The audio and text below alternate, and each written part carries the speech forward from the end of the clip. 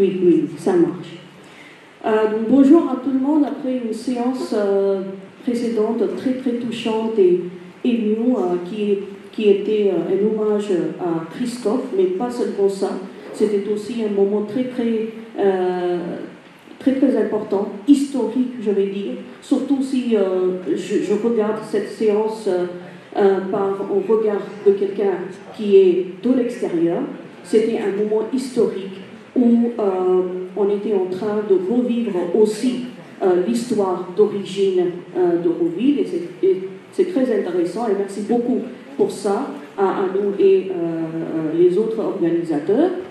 Pour nous, c'est très très important parce que les membres fondateurs d'Euroville sont en train de disparaître, et ce sont ces documents qui restent pour nous comme des archives, comme l'histoire de l'Euroville. Maintenant, on passe à quelque chose qui est assez différent. Ça sera plutôt une discussion académique. Et je suis vraiment ravie d'accueillir ici parmi nous Dr Issa Asseghali et notre animateur star, Tato, qui a animé presque toutes les séances. Donc, je présente brièvement Issa Asseghali, qui est docteur en linguistique de l'Université Paris 5 René Descartes. Il était aussi professeur associé au Mauritius Institute of Education. Il a écrit ou édité une quinzaine de livres. Il est aussi coordinateur du prix littéraire Jean Franchette de la mairie de Beaubassin-Rose Hill depuis 1992. Il a présenté aussi l'émission littéraire Passerelle, où il a accueilli plusieurs auteurs mauriciens et auteurs d'autres origines, à Mauritius Broadcasting Corporation de 2001 à 2019. Donc, on va commencer par quelques questions qui sont près de votre cœur. D'abord, votre association, monsieur, avec le Clésio.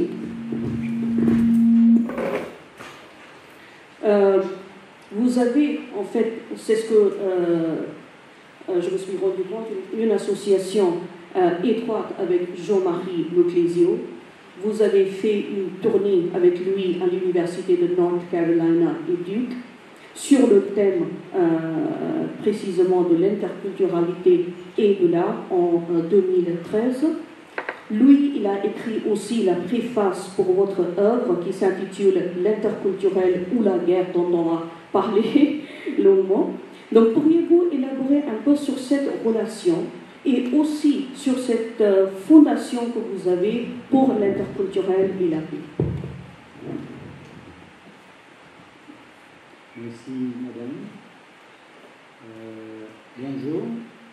D'abord, je voudrais remercier les organisateurs du Festival de littérature française de m'avoir invité à y participer. Et donc, je voudrais aussi les féliciter d'avoir organisé ce festival de littérature française. Je ne sais pas si c'était en anglais l'année dernière, il y aura d'autres langues, mais d'avoir organisé déjà un festival littéraire, comme je dis à quelqu'un, ce n'est pas rien. J'ai été dans plusieurs salons du livre dans le monde, plusieurs festivals littéraires, et donc je suis agréablement surpris par la qualité des intervenants, par l'organisation et aussi la pertinence, la profondeur des interventions. Donc je peux vous dire que j'ai été un peu partout. En Inde, je suis déjà allé au festival littéraire de Jaipur, qui est un grand festival littéraire chaque année, et salon du livre, etc., de Paris, tout partout. Je dois dire que c'est très bien organisé et vous devrez être fiers de ce que vous avez fait. Et voilà, donc je réponds immédiatement à votre question. Donc, je connais Jean-Marie Leclézieux depuis 1997. On s'est rencontrés. Il a eu le prix Nobel en 2008. Et vous savez que son père est né à Maurice. Donc, il est d'origine mauricienne. Le docteur Raoul Leclézieux est né à Maurice. Donc, lui, il est né à Nice. Donc, voilà. Et ce qui est extraordinaire, c'est qu'il est né à Nice. On ne s'est jamais rencontré à Nice alors que j'ai fait ma maîtrise à l'université de Nice. Donc, on n'a jamais été ensemble à Nice. Alors, voilà, on s'est rencontrés et puis il préside un prix littéraire que j'ai initié dans une grande mairie à Paris, une municipalité de Bassin-Rosé. C'est le président c'est tous les 2 ans. Et puis après, voilà, donc il y a un engagement commun, c'est l'interculturel. On pourrait utiliser ce qu'on veut, l'interculturalisme, l'interculturalité, peu importe. Au salon de l'enseignement à Paris, quelqu'un avait un petit peu des objections concernant le terme. J'ai dit, monsieur, choisissez le mot, mais il faudrait savoir ce qu'on met derrière. Donc on va en parler. Et donc ce qu'on appelle the intercultural. Alors je vous montre rapidement les livres.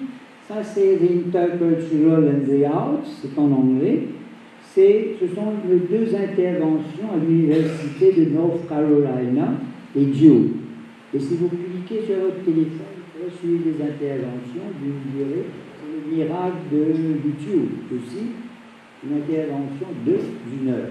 Vous pouvez suivre par là. Et moi-même, j'étais sur de 2 heures. Donc, Intercultural and the Arts. Et puis, donc, il y a le livre le plus important, lycée, que j'ai écrit en 2005.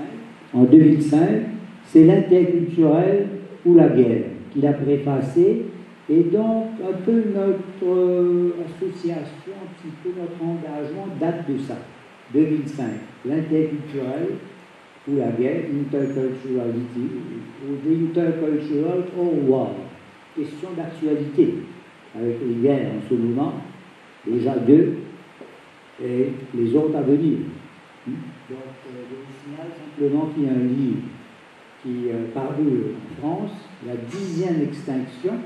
Vous me demandez, mais quelle est la 10e extinction? Je crois qu'il n'y avait que les dinosaures. Non, il y a eu plusieurs extinctions.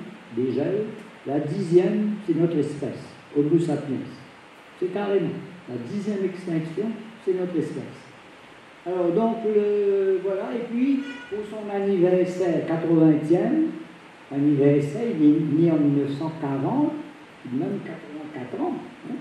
Donc, j'ai écrit ce petit texte en hommage. C'est GMG Leclézieux, militant de l'interculturel. Mais il ne faut pas oublier que lorsqu'il était en Suède, à Stockholm, avant de recevoir le prix Nobel, les journalistes l'avaient interviewé, à l'hôtel où il était bien sûr, et il avait dit « Je suis un peu, je cite un peu là, je suis un peu un militant de l'interculturel. » Tout est dit, interculturel militant. Alors, donc, voilà, donc je voudrais dire que je vais parler de l'interculturel et vous verrez déjà les relations avec ce que vous faites ici. C'est-à-dire que je ne connais pas les écrits, vraiment, de M. Robindo ou de même, mais vous verrez qu'il y a un lien entre l'interculturel, parce que dans les 2 cas, c'est pour la paix, c'est contre les guerres, c'est pour l'empathie, c'est pour l'entraide. Donc ces valeurs sont finalement les mêmes. Peut-être on n'utilise pas les mêmes mots, mais on dit la même chose. C'est la même vision. Alors, donc, peut-être, madame, donc, voilà,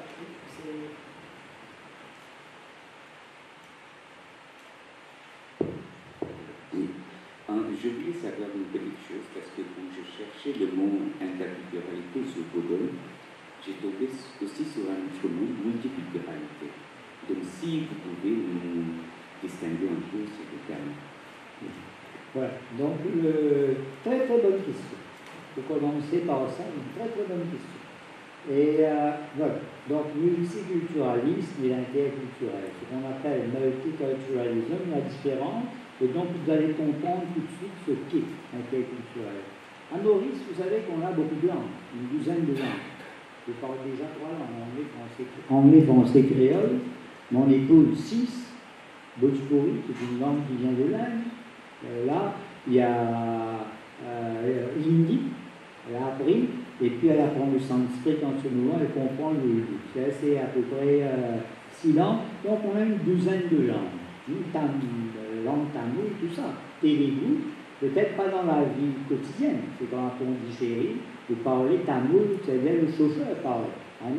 Là-bas, non, mais c'est présent. Une douzaine de langues, plusieurs religions, les grandes religions sont présentes, l'islam, le christianisme, l'hindouisme, etc. Donc, les grandes religions, les langues, les cultures aussi, de tous ces pays, parce que Maurice, c'est une personne, les gens sont venus d'ailleurs, de l'Afrique, des esclaves importés, de l'Europe, colonisateurs, de l'Inde, de la Chine aussi, j'ai oublié, le bouddhisme.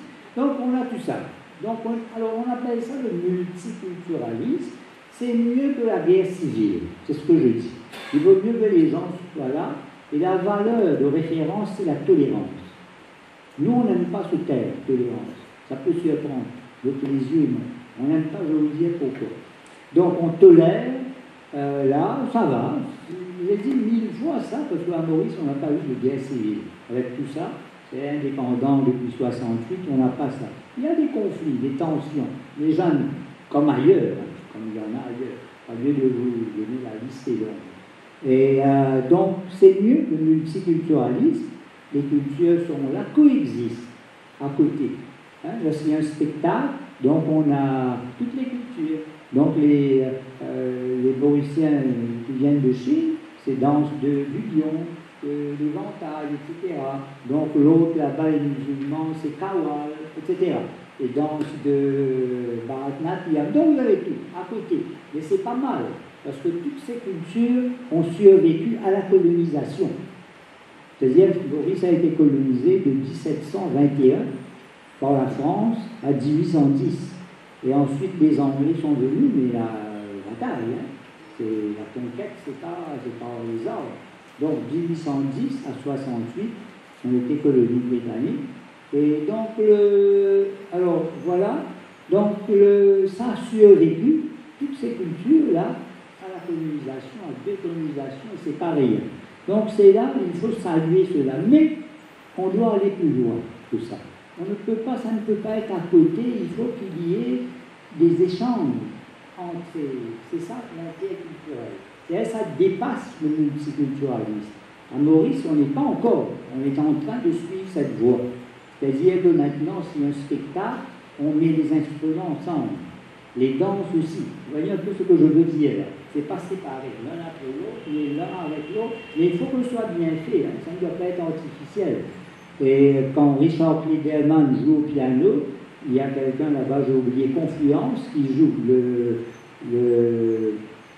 comment ça s'appelle, l'instrument, le grand instrument indien, sitar. Eh bien, il n'y a pas comme si ils font, comme on dit, c'est décoratif, c'est tout. Non, ils jouent, ils créent ensemble, ils créent une œuvre ensemble. Ça, c'est très important. Confluence, vous pourrez écouter.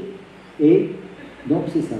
Madame a dit que j'ai fait une émission à la télévision pendant, on fait 29 ans à Maurice, et c'était le générique de Passerelle, c'était Confluence, les deux. Richard Clayderman et puis l'autre qui est très très connu. Alors voilà, donc le multiculturalisme, c'est ça, il faut aller plus loin. Pourquoi? Parce qu'il y a des tensions, il y a des conflits qui peuvent arriver. Donc il y a eu aussi des conflits, mais pas de guerre civile, hein, des conflits. On était au bord de certains affrontements, on va dire, interethniques. Mais heureusement, ça ne va pas plus loin, mais tout de même. Alors pour ça, il faut aller plus loin. Donc c'est ça l'interculturel. Alors, donc c'est pas le multiculturalisme. Le multiculturalisme est là à côté, c'est la tolérance. On n'aime pas la tolérance. Pour vous tolérer, c'est comme si vous n'aimez pas la personne, vous ne pouvez pas faire autrement. Bon, tu fais ce que là, moi je fais ici. Non, il faut aller plus loin que la tolérance, au-dessus. Tolérance, mais c'est pas mal déjà. Il vaut mieux ça, comme je dis, le multiculturalisme, que la guerre civile où les gens prennent les armes. Il vaut mieux ça, et ça a survécu là. Voilà, multiculturalisme, et puis interculturel, inter. C'est-à-dire donc un peu l'échange. Il y a le terme que les gens utilisent, dialogue, etc., mais c'est au-dessus un petit peu. Alors donc je pourrais peut-être, donc juste pour ça, vous lire ce paragraphe qui résume maintenant en profondeur ce que c'est que l'intellectuel. Alors, je vais faire ça. Et voilà. Donc, je vous lis ce paragraphe et c'est tout, ça résume tout. Donc, vous laissez ça développe ici. Alors, donc, c'est quoi? Donc, c'est une nouvelle manière de concevoir l'identité.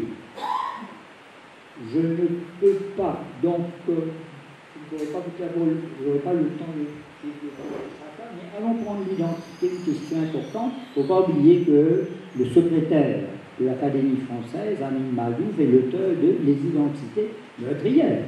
C'est un livre à lire, Les identités meurtrières. Alors, l'identité, c'est quoi? C'est la somme de nos appartenances. Nous avons beaucoup d'appartenances. Comme genre, nationalité, c'est religion, etc. Nous avons beaucoup d'appartenances. Même dans une famille, les appartenances ne sont pas les mêmes. Même dans deux familles, ce n'est pas pareil. Donc, la somme des appartenances, c'est ça qui fait notre identité. Alors, deux points importants. Donc, l'identité n'est pas figée, c'est dynamique. C'est-à-dire, vous pourrez aimer Coca et puis vous n'aimez plus, maintenant vous aimez Pepsi. Mais ça a changé. C'est-à-dire, avant c'était l'appartenance buveur de Pepsi, maintenant on a buveur de Coca. Voilà, ça bouge. Donc les identités, un peu d'humour toujours. Hein. Je dis beaucoup le canard chez nous. Donc l'humour parfois meurtrier. Hein. Donc oui, il faut. Alors donc ça, et puis c'est dynamique, c'est pas figé une fois pour toutes. Et puis donc l'identité, donc il y a ça, dynamique, pas figé. Et puis donc vous pourrez avoir des appartenances, vous pourrez relier, vous pourrez avoir d'autres, etc. C'est pas comme si à votre naissance vous avez ça. Alors une identité meurtrière. Qu'est-ce qu'une identité meurtrière? C'est quand l'une des appartenances écrase les autres. C'est-à-dire que vous êtes tout. Vous avez donc une religion ou pas. Vous avez une nationalité, ça varie, mais c'est là. Soit le pays nationaliste, soit religion. C'est-à-dire que ça qui passe avant. Allons dans cette salle, vous avez des personnes qui portent des chemises blanches, c'est aussi une. On peut dire qu'il y a un peu de communauté de personnes qui portent des chemises ou robes. Là. Si par exemple, bon, ça c'est vous, mais imaginons que je vous insulte. J'insulte tous ceux, toutes celles qui portent le blanc. Qu'est-ce qui va se passer? Vous allez vous regrouper mentalement et m'en vouloir. Et j'aurai à partir plus tôt. Déjà, je dois partir, je partirai plus tôt. Voyez un peu là, ça signifie que c'est là, mais quand vous menacez ça, vous pointez du doigt, les gens l'assument. Vous comprenez? Donc si vous mettez l'accent sur la religion, sur de telles tribus, tout ça, les gens se regroupent et voilà, ça commence. Donc une identité devient meurtrière, c'est ça le sens de Malouf, vous savez, il vient du Liban, il est civil, hein, chrétien musulman, c'est très connu, c'est pas pour rien qu'il a écrit ce livre, et que moi, je viens de Maurice, on a été au bord en 99, un chanteur créole est mort en cellule policière, battu, on ne sait pas jusqu'ici. Il y a eu donc entre hindou et chrétien. Et heureusement, ça ne va pas plus loin, mais il y a eu ça. Il ne faut pas dire qu'il n'y a rien. Il est faux de dire que c'est dans n'importe quel pays, c'est comme ça. Hein, c'est pas... Alors voilà, donc c'est l'identité, c'est donc une nouvelle manière de concevoir l'identité. Alors de transcender le multiculturalisme, c'était votre question, de promouvoir le véritable échange entre cultures, pas simplement un échange un peu à la surface, véritable échange entre cultures, et de penser et de reformuler les expériences historiques. Parce que l'histoire, qui raconte l'histoire? Qui écrit les livres d'histoire? Et il faudrait aussi, il y a plusieurs qui ont réécrit. Je crois que même Malouf aussi a écrit des croisades vues par les Arabes.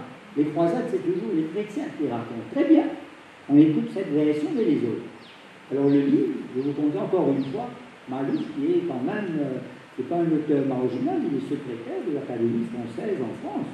Et c'est les croisades vues par les Arabes. Et quand vous disiez ça, vous avez un autre regard. Ça ne signifie pas que tout ce qu'on dit est vrai.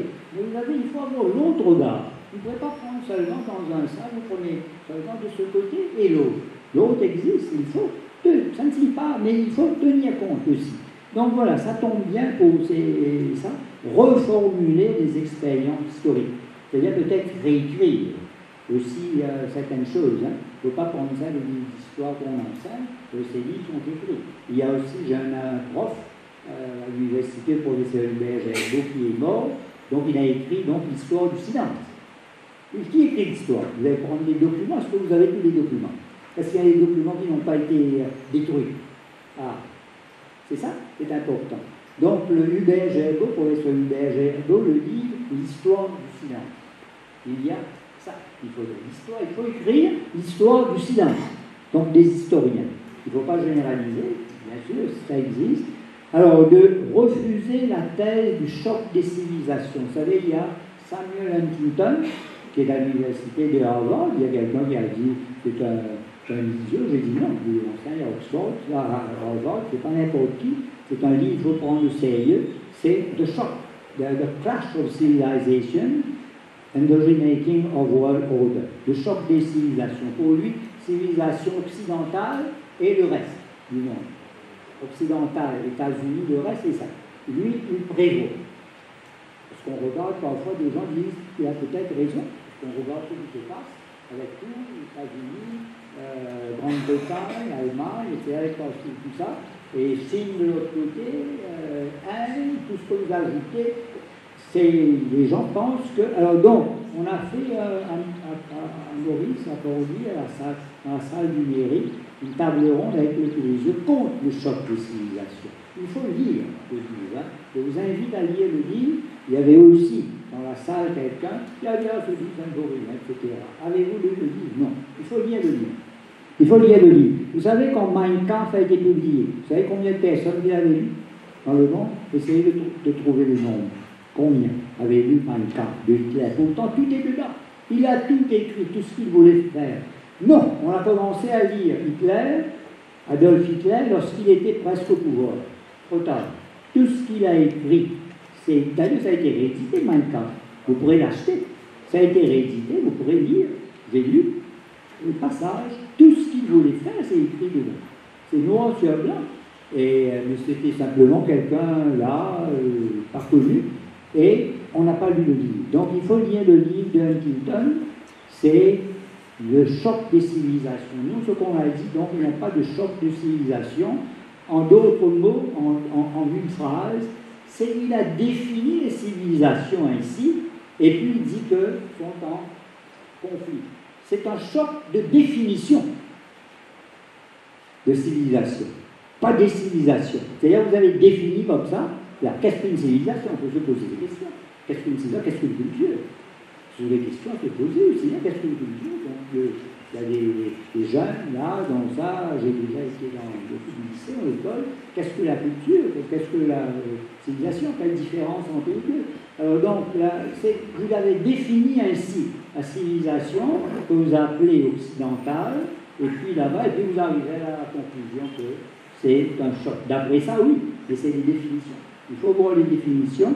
Donc, refuser la thèse du choc des civilisations. Donc, il faut lire le livre. Il ne faut pas, comme certains disent, donc, il dit n'importe quoi. Non. Je prends l'exemple de Hitler, Mein Kampf. Si on avait lu ça, ça aurait évité beaucoup de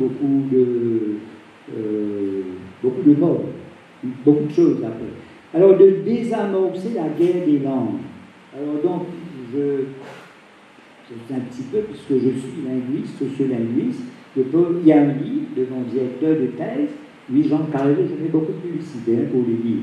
C'est La guerre des langues, de Louis-Jean Calvé, qui était professeur à Paris 5, c'est mon directeur de thèse. La guerre des langues, l'édition Payet. La guerre des langues, encore une fois, ce ne sont pas les langues qui sont en guerre. Est-ce que vous avez déjà vu l'anglais insulter le français, la langue? Est-ce que vous avez déjà vu la culture indienne insulter la culture chinoise? Non, ce sont les gens.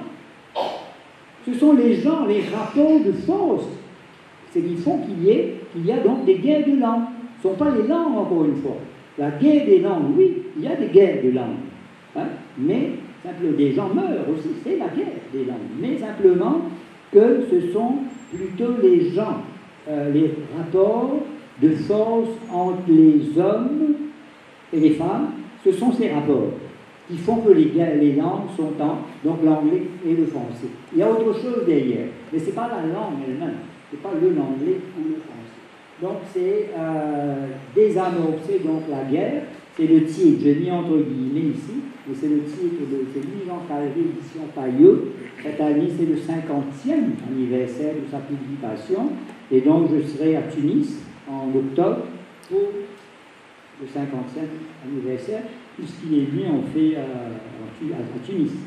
Et en France après, mais il est né, donc on va commémorer la publication de la guerre des langues. Alors donc voilà, d'analyser les relations entre la culture, l'information et la communication à l'heure de la mondialisation.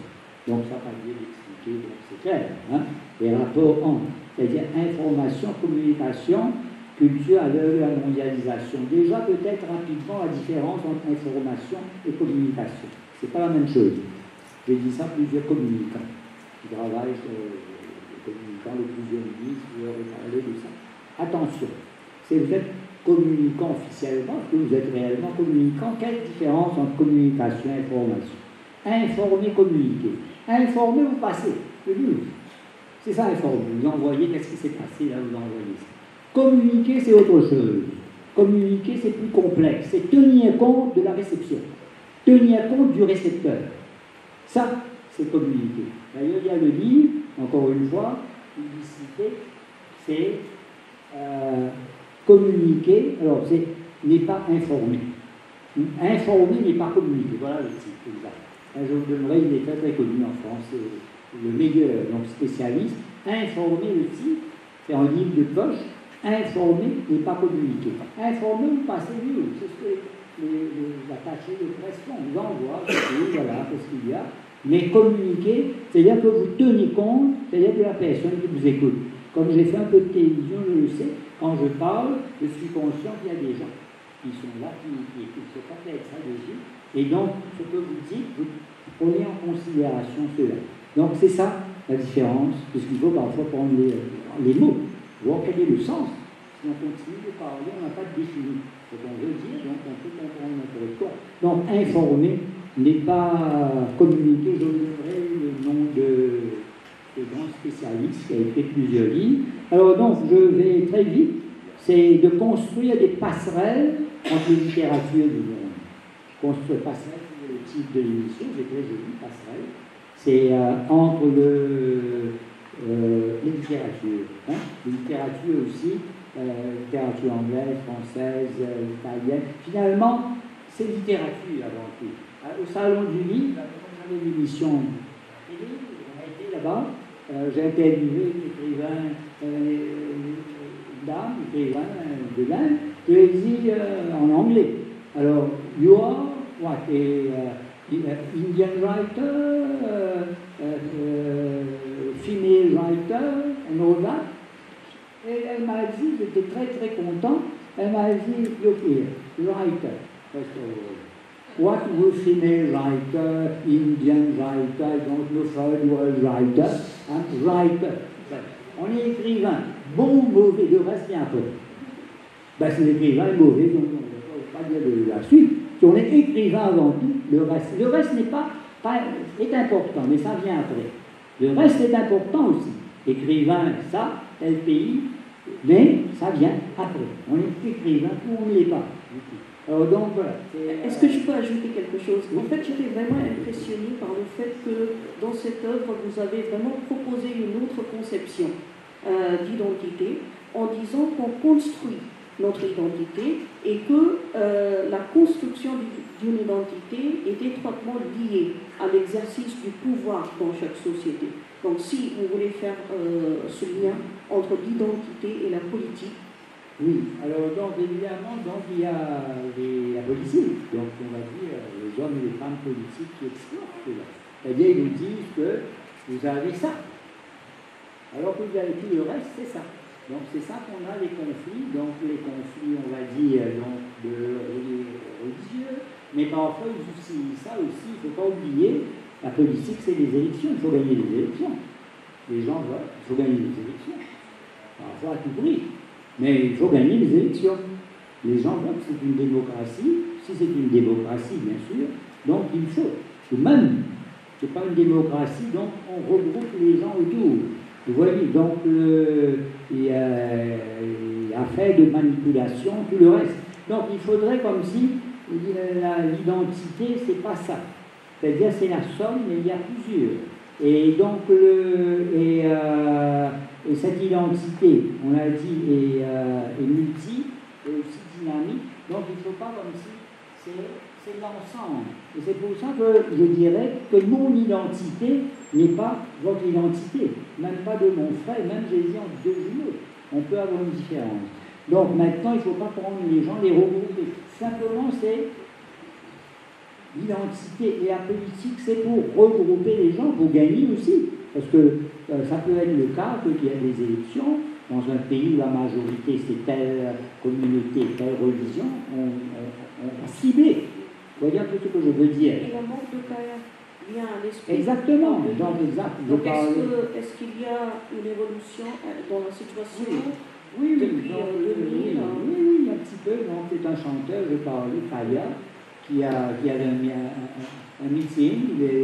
Celui qui a organisé ça, invité les gens à fumer du gandia, c'est-à-dire H, qui est interdit à Maurice.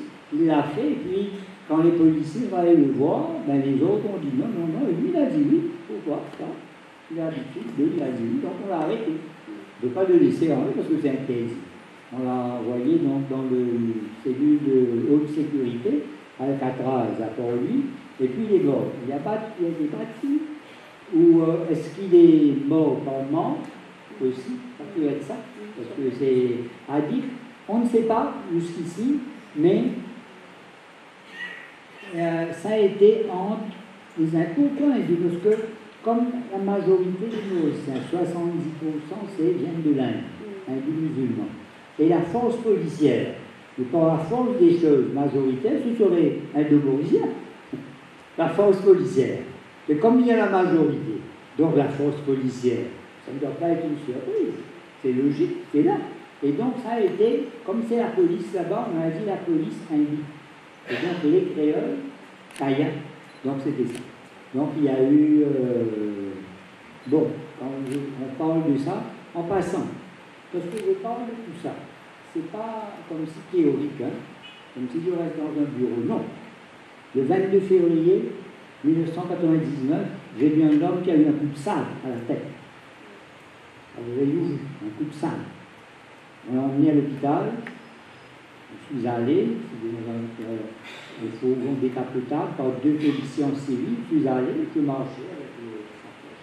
Je connais les gens aussi, télévision, les médias, les policiers de Corinne, je les connais. Je suis allé, heureusement, il n'est pas mort. Mais j'ai vu le policier qui sortait en civil, qui a dit à l'autre, affaires sales.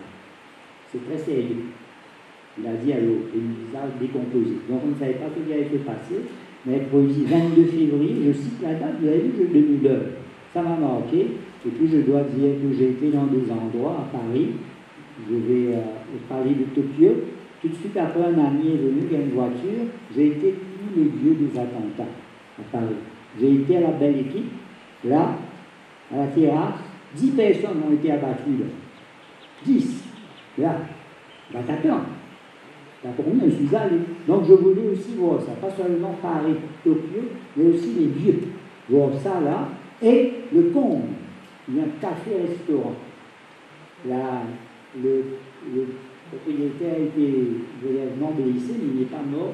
Sa femme est morte. Et sa femme était musulmane et lui juif. Quelle connerie. Ils ont tiré, ils ont abattu donc les musulmans. Les musulmans et l'autre juif. Vous voyez un peu? Donc il y a tout ça. Et puis, je dois dire aussi que j'ai été dans beaucoup d'endroits aussi donc, où il y a des guerres, comme pour le Clésio aussi pareil, parce qu'il était à Nice, les Alliés avaient bombardé, étaient occupés, donc la maison tremblait. Il était très très très jeune, donc ça l'a marqué. Là où il habitait, donc ça tremblait, parce que les Alliés bombardaient, donc souvenir on a un souvenir comme si, pas seulement théorique. C'est ce que je dis donc là, c'est que j'ai été donc au Vietnam, à Hue, la ville francophone, bombardé pendant plusieurs nuits par l'aviation américaine, parce que les Vietcong étaient là, sous terre, on bombardé, donc je suis allé là-bas, une réception, dans chaque membre, on m'a dit, il y a quelqu'un qui est mort.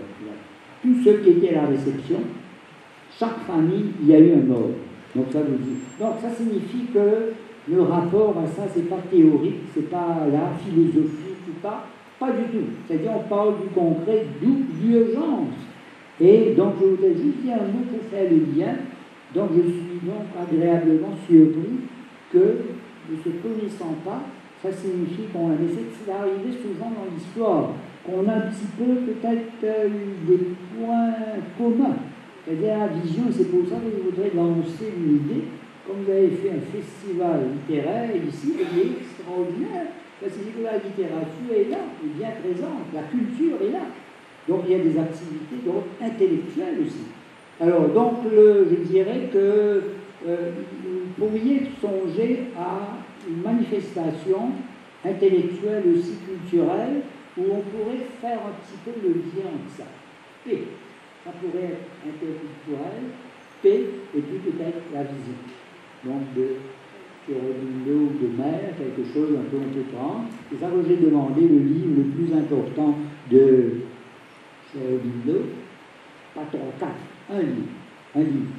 Et à nous, on a donné son livre, Auroville, très bien, c'est magnifique, c'est le livre que je cherchais, Auroville, pour connaître en profondeur, et puis aussi le livre m'a donné de titre, mais comme je viens à Mars, si j'ai le livre, on m'a dit qu'on en verra, je lui donnerai en main propre, s'il ne le connaît pas, déjà, et on pourrait faire quelque chose, il pourrait venir.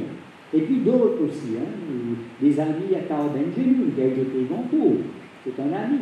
Et je suis très content, vous avez invité le Goncourt de la Nouvelle, c'est extraordinaire. Donc c'est très très bien, vous avez invité le Goncourt de la Nouvelle, c'est extraordinaire, vous avez invité quelqu'un qui a eu un prix littéraire en France. Donc je pense que voilà, c'est quelque chose qu'on pourrait faire d'autres intellectuels, mais aussi en même temps littéraire. Artistique aussi, exposition en parallèle, et je pense que Jean-Marie Le Plésio, je le connais bien, je pense que ça pourrait l'intéresser, et puis donc voilà, et puis il y a un autre qui vient ici, on a dit un Mauricien, j'ai été son conseiller, il est ministre de l'Éducation, c'est Pastouramen, en Mougal. Pastouramen, on m'a dit qu'il vient souvent ici, il a donné 4 chaises, une fondation, il a donné 4 chaises pour Manier, on a dit. Donc je pense que ces personnes pourraient avoir quelque chose peut-être à faire, comme si par rapport à tout ce que vous faites déjà qui est immense, mais quelque chose d'ordre un petit peu intellectuel, parce que vous le faites déjà. Vous l'avez déjà fait. Oui. Alors donc, voilà. Revenons un peu à ce titre, l'interculturalité ou la guerre. Dans votre œuvre, vous avez dit que l'interculturel, c'est l'autre nom de la paix. Et le Clésio aussi, dans la préface, a dit, je cite, « Si nous ne réalisons pas maintenant l'interculturel sur cette planète, qui est notre île à tous, préparons-nous à voir nos enfants entrer dans la guerre. » Fin de citation. Donc, comment voyez-vous, en fait, cette juxtaposition entre l'interculturel et la guerre? Oui, c'est bien que c'est donc c'est ça que vous avez dans sa préface, préparons-nous à voir nos enfants entrer dans la guerre, mais c'est ce qu'on voit, non? En ce moment, les guerres partout. Et je viens de parler de la 10e extinction, c'est que de ça, notre espèce est dangereuse. Mais il faut le reconnaître, l'Homo sapiens.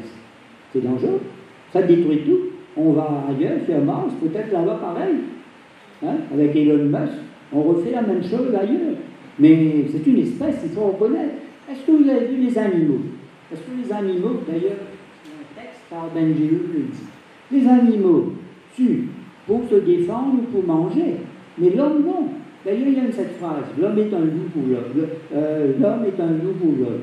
Je dis, modifiez ça s'il vous plaît, vous insultez les loups. Parce qu'il y a les loups qui ont sauvé un enfant, l'enfant loup. Vous êtes pire que les loups. Donc dites l'homme est un homme pour l'homme. Donc je ne le dis pas tout, c'est pas d'où je vais. Donc l'homme est un loup, c'est insulter. Les animaux, c'est tuer. Mais pour manger ce qu'ils doivent, pour se protéger. Mais pas l'homme, c'est gratuit ici. Vous avez des dizaines de milliers qu'on tue là en ce moment, par là, en ce moment où on parle. Il y a des gens qui meurent en ce moment. Ils meurent, il y a d'autres qui tuent. Votre avec tous les instruments, avec tout ce que vous avez, et la fabrication des armes, tout ça. Le deuxième qu'on avait trouvé, le Clésion voulait créer une fondation à Maurice. On avait trouvé sa femme, un sponsor, un bailleur de fonds. Très bien, vous voulez faire un petit. C'est un peu comme cette résidence des gens viennent là. Et on a appris que c'est un ancien trafiquant d'armes. On a dit merci. Le sponsor, le bailleur de fonds, c'est un ancien, il a fait fortune en vendant des armes. On a dit merci. Merci pour tout. Donc, il faudrait voir qui aussi. Donc, on ne l'a pas fait, il vaut mieux, mais il faudrait faire attention. C'est ce qui fait que c'est toujours d'actualité, l'interculturel ou la guerre. Donc, soit, alors l'interculturel, c'est ce que j'ai dit là, j'ai énuméré. Alors, donc, juste je termine ça. Alors, c'est, entre littérature du monde, de former et de développer la pensée critique. À l'école, est-ce qu'on développe la pensée critique dans le système éducatif mauricien? Non. En France, il y a la philo, heureusement. Ils étudient la philo. Pour le bac, n'importe qui, même le futur comptable. Il y a ça, mais il faudrait voir, est-ce qu'on développe la pensée critique, même à la maternelle, grâce à l'apport de la philosophie. Dans le système français, ça existe. Est-ce qu'on développe vraiment la pensée critique? Même un enfant qui a 5 ans, 6 ans, il se pose des questions. Pourquoi? Comment ça? Il faut développer ça, sinon c'est la pensée unique. Et ça fait affaire. Donc, c'est-à-dire la pensée unique. On pense, les autres suivent. Donc, développer la pensée critique. Alors, grâce à l'apport de la philosophie, d'explorer la dimension culturelle et non culturelle du religieux. Ça, on a hier, c'est j'étais à l'intérieur. Donc, la dimension culturelle et non culturelle du religieux, c'est très important. La religion, il y a le culte, ce que vous faites, c'est le culturel, qui est important. Et le culturel. Le culturel, ça vous aide à vivre votre foi. Ce que vous faites, tout ça, ça vous aide, c'est important, à vivre votre foi. Moi, ça ne m'intéresse pas. Si je ne suis pas chrétien, bon, comme chercheur, oui. Mais sinon, ça ne m'intéresse pas, le culte. Qu'est-ce qu'il y a? Non. Le culturel, oui. Ça, c'est toutes les religions, il y a une dimension culturelle quand Notre-Dame brûle. J'ai été attristé. Je ne suis pas chrétien, pourquoi? Parce que j'étais à Paris, c'est ce que je voyais presque tous les jours, Paris 5, pas loin. Il y a un café-restaurant, c'est Panthéon tout près, là. Donc je voyais ça et je voyais brûler, j'étais attristé. Vous voyez donc pourquoi? C'est simplement que c'est culturel. Donc dans les religions, il y a cette dimension culturelle, je dirais, donc à Auroville, il y a cette dimension culturelle. Il y a aussi le reste, bien sûr, tout ce qui est à tout, qui est mais des gens culturels. Donc j'ai pris plaisir à voir l'architecture dans les églises, c'est ce que je regarde, dans les mosquées, je regarde l'architecture, les vitraux, ça en lui-même, ça relève de la culture. Alors ce que j'ai vu, c'est une œuvre, donc culturelle, architecturale, extraordinaire. Je vais compter sur moi pour en parler, déjà dès demain, sur les réseaux sociaux. Donc, oui, donc, comptez sur moi dans les jours, vous verrez, donc vous-même, je vais faire connaître, parce qu'il est important de faire connaître ce que vous faites ici. Et puis, donc, j'ai vu ça, tout ça, donc c'est extraordinaire. Donc, avant tout, il y a une dimension culturelle, mais il y a aussi culturelle. Les culturels, ça, ce sont les gens.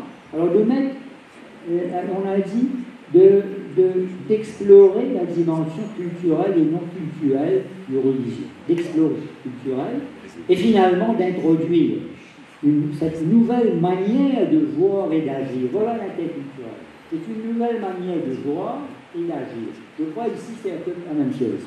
C'est une nouvelle manière de voir, un autre regard sur le monde, une autre interprétation et aussi d'agir.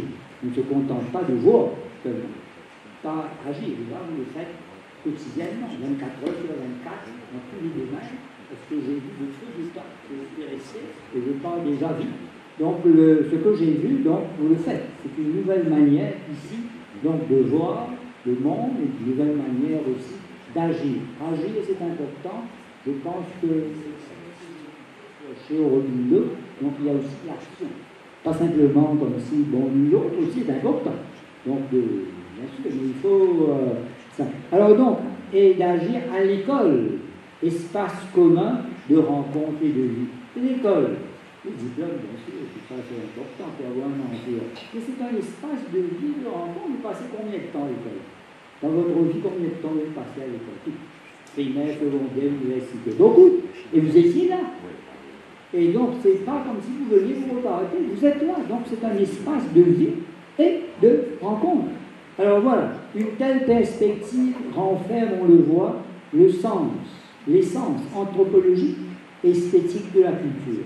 Et voilà, donc j'arrive à la culture, parce qu'on parlait de l'interculturel, il faut à un moment donné dire, parler de culture aussi, parce que sinon on trouve. Alors, il y a la culture, il y a plusieurs définitions, 5, 6, 7 définitions de la culture. Il y a le sens anthropologique. Alors, le sens anthropologique de la culture, qu'est-ce que la culture pour les anthropologues? C'est l'ensemble des coutumes, des modes de vie d'un peuple. L'ensemble anthropologique, global. Donc, l'ensemble des coutumes, des modes de vie d'un peuple. Et ça, évidemment, il y a des points communs, ça diffère. C'est l'environnement où vous êtes, tout ça, vous tenez compte de tout ça. Et alors, d'autre part, le sens esthétique, purement esthétique, j'ai dit qu'il y a 5 ou 6 définitions de la culture.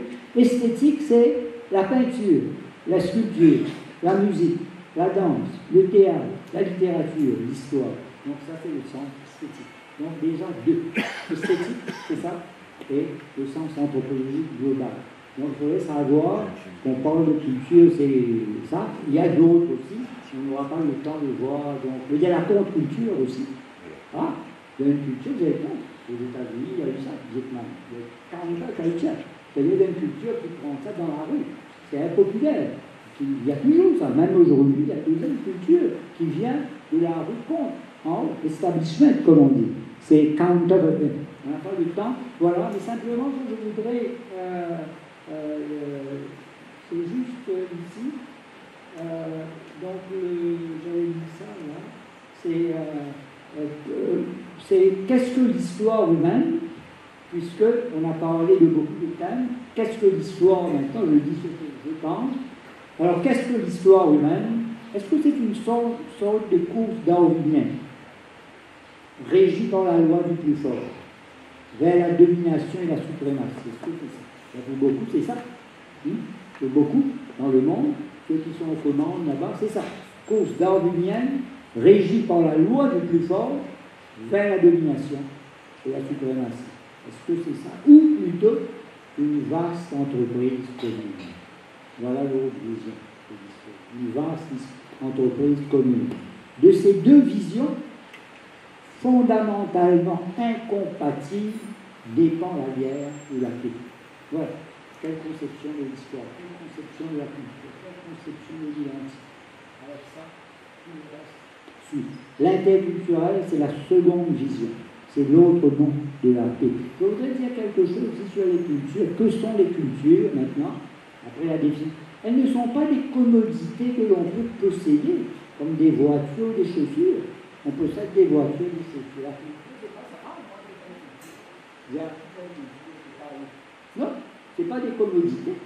Elles sont dans un état de développement continu. Les cultures parlaient de tout ça qui est dynamique. Tout est dynamique, tout bouge dans la vie. Rien n'est figé. Si c'est figé, parfois c'est la mort. Tout bouge. Donc quand vous dites ça, la terre, donc c'est toujours, ça continue, ça ne s'arrête pas, en quelque sorte. Donc dans un état de développement continu et de changement dynamique. C'est la vie même.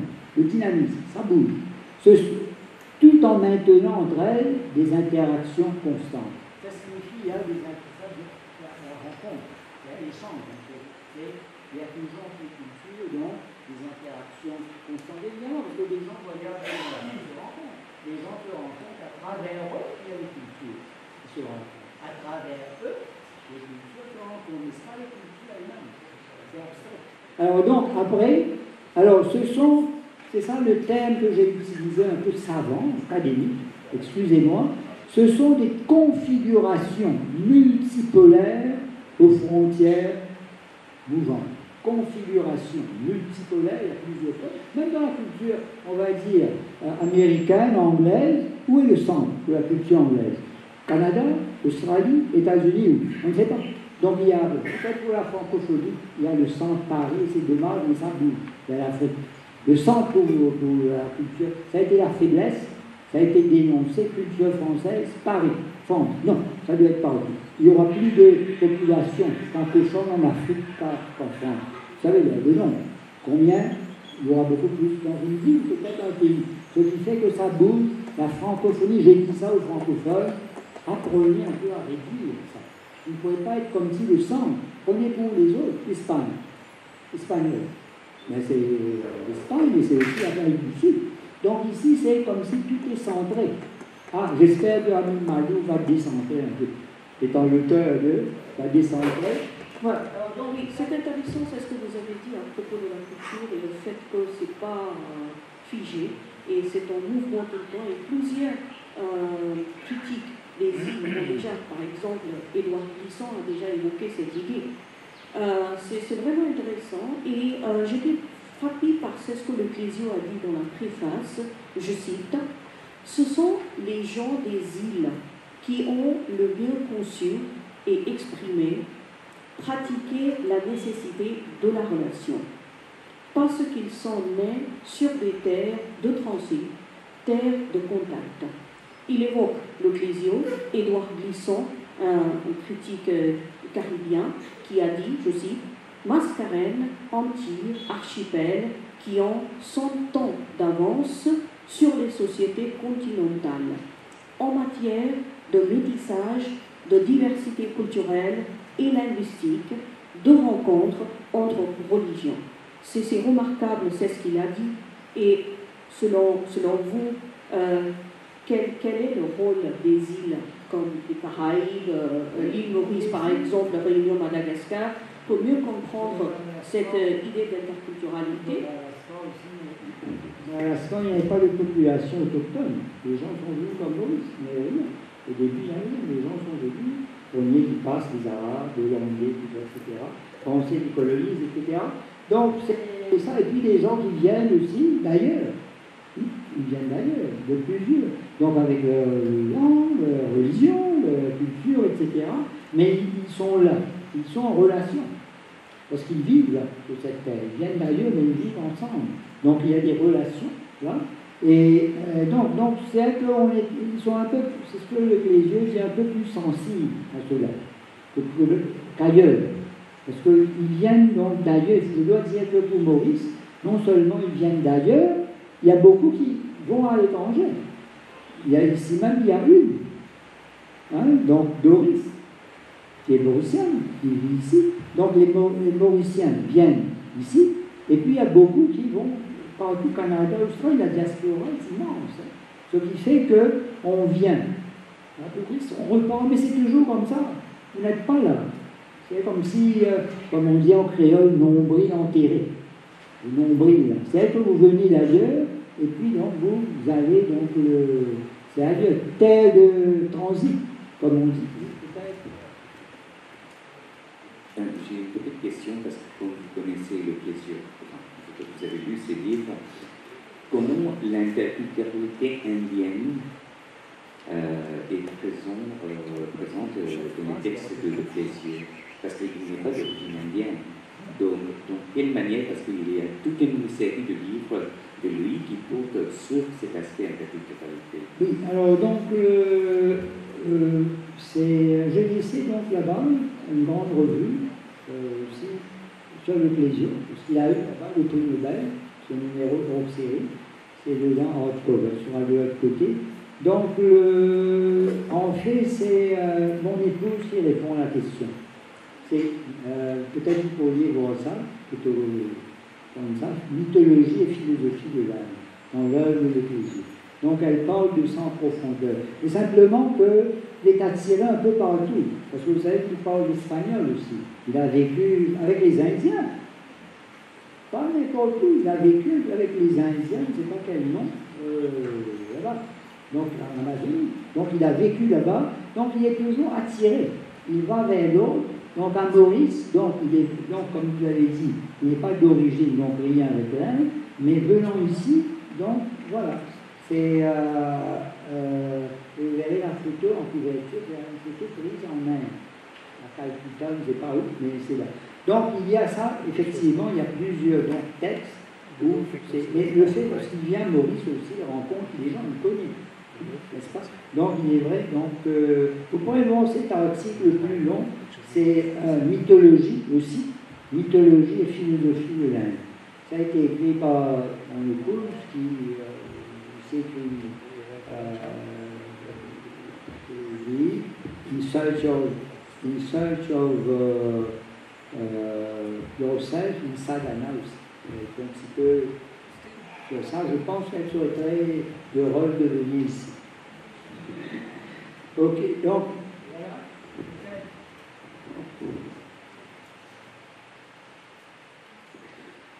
De la part du Festival littéraire de littérature française, on vous remercie et on vous remercie aussi pour nous donner les pistes de Amin Malouf, d'Arvind Jaroun, parce que je pense qu'en langue française, ça veut dire ça, je pense qu'en anglais ou en hindi ou en bengali, on est un peu en arrière, parce qu'en langue française, on a un nombre d'écrivains qui sont nés après la guerre, les deux guerres, et qui ont parlé de cette interculturalité, et on vous remercie infiniment pour votre intervention. Alors, c'est moi qui vous remercie beaucoup, et l'accueil surtout, et comme vous dites, vous allez me donner des noms, mais c'est quand vous voulez, vous pourrez avoir ici, il ne faut pas peut-être on dise c'est un rêve, mais il faut aussi rêver. Parce que vous savez, on a dit aussi, on nous a accusé, vous êtes des rêveurs, j'ai dit attention, les rêveurs réalisent le rêve, parfois. Les rêveurs réalisent le rêve, parfois. Donc, parfois, pas souvent, malheureusement, mais réalisent. Et puis, il y a aussi l'autre, l'utopie, parce que ici, on pourrait vous accuser. On m'a dit qu'on l'a fait. Utopique, un peu, etc., vous rêvez. J'ai renvoyé au livre de René Dumont, L'utopie ou la mort. C'était à l'origine du mouvement écologique. L'utopie ou la mort. Et on a dit utopie, oui, mais utopie ou la mort. Vous choisissez quoi? Utopie ou la mort. Vous avez, vous êtes libre de choisir. Merci beaucoup. Un petit cadeau de la part du festival.